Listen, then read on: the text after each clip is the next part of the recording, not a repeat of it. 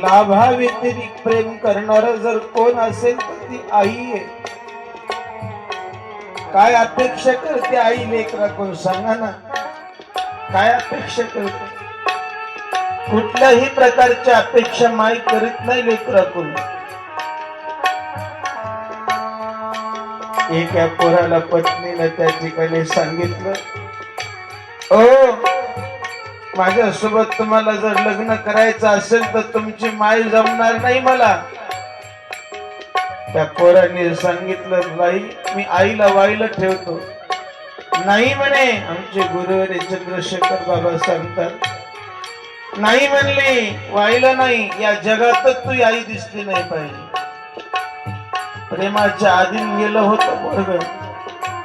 ठीक आहे म्हणे, मारतो आईला, काळजीच करू नको, लग्न करशील ना मग करते, पण ऐक म्हणे, अरे तुझ्या आईचं काळीज मला आणून जर दाखवलंस तर लग्न करते रे.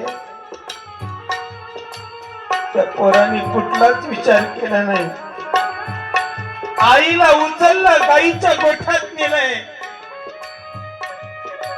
आईची छाती चिरली आला, काळीज काढून घेतलं आणि काळीज घेऊन निघाला ते त्या ठिकाणी पोरीला दाखवायला.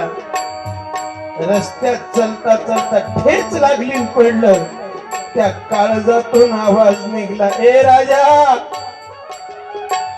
तुला लागलं तर नाही ना रे कुठे? ज्या माईला मारलंय, ज्या माईचं काळीज कापलंय,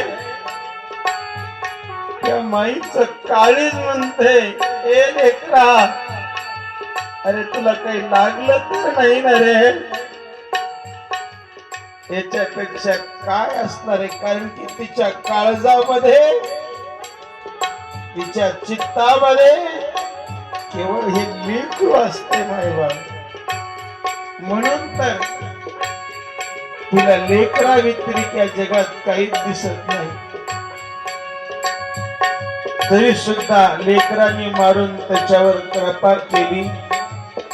म्हणून तर शास्त्रकार सांगतात, बाबा आईच्या प्रेमाची तुलना या जगात कधीच होत नाही.